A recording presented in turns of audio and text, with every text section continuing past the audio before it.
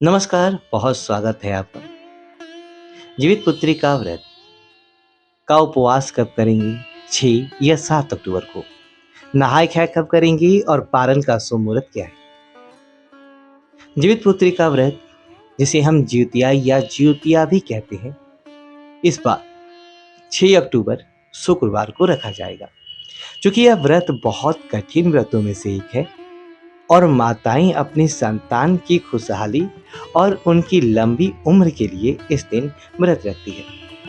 हर साल ज्योतिया व्रत आश्विन माह की कृष्ण पक्ष की अष्टमी तिथि को रखा जाता है और इस साल जितिया व्रत 6 अक्टूबर को रखा जाएगा।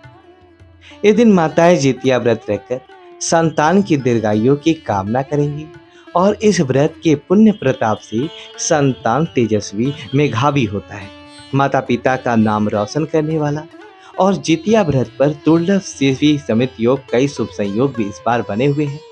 इस योग में भगवान शिव की पूजा करने से व्रती को अमोघ फल की प्राप्ति होगी।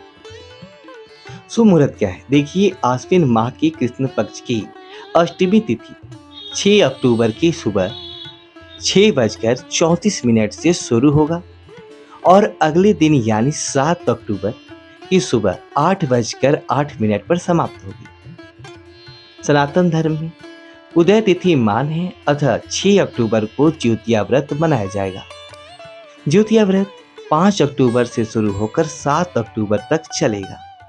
अष्टमी तिथि 6 अक्टूबर की शुरुआत 6:34 से आरंभ हो जाएगा और जीवित पुत्रिका व्रत का पारण 7 अक्टूबर की सुबह 8:10 के बाद किया जा सकेगा।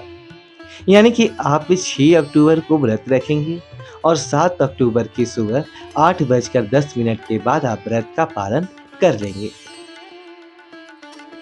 किस भगवान की पूजा की जाती है? देखिए, ज्योतिया व्रत में चूंकि बच्चों के लिए व्रत रखा जाता है, जीवित वाहन भगवान की पूजा की जाती है। माना जाता है कि इस व्रत को करने से बच्चों की लंबी आयु का वरदान, अच्छे स्वास्थ्य, सुख शांति समृद्धि का वरदान मिलता है। क्या चढ़ाया जाता है? देखिए, आश्विन माह के कृष्ण पक्ष की अष्टमी तिथि को प्रदोष काल में महिलाएं भगवान जीवित वाहन की पूजा करते हैं। जीवित वाहन की उस निर्मित प्रतिमा को धूप, दीप, अक्षत, पुष्प, फल अर्पित करके पूजा की जाती है। मिट्टी और गाय के गोबर से सियारी और चीलों की प्रतिमा बनाई जाती है। प्रतिमा बन जाने के बाद माथे पर लाल सिंदूर का टीका लगाया जाता है। ज्योतिया व्रत का नियम क्या है? देखिए, सबसे पहले तो सूर्योदय से पहले जाकर स्नान करें, पूजा करें और जिस दिन आपको नहाय खाए करेंगे उस दिन एक ही बार भोजन किया जाएगा और उसके बाद निर्जला व्रत इसलिए रखा जाता है। अगले दिन सुबह सुबह स्नान के बाद पूजा पाठ करेंगे, निर्जल व्रत रखेंगे और अगले दिन पारण करेंगे। नहाय खाए के दिन क्या खाना चाहिए?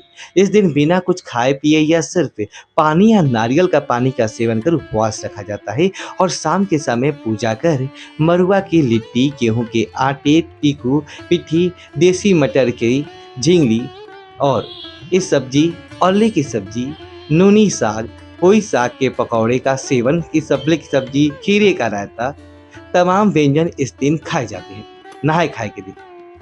और जो ज्योतिया व्रत के दिन पूजा करेंगे, इस दिन भगवान ज्योत वाहन की पूजा होगी। उषा सिनी में जो ज्योत वाहन की भगवान बनाएंगे। पारण का टाइम रहेगा 7 अक्टूबर की सुबह 8:08 के बाद। चूंकि अष्टमी तिथि समाप्त हो जाएगी तो आप 8:10 के बाद पारण कर सकते हैं, जिससे खीरे से पारण किया जाता है, जो कि आपके लिए आपकी अर्पित किया है। खीरा से पारण किया जाता है।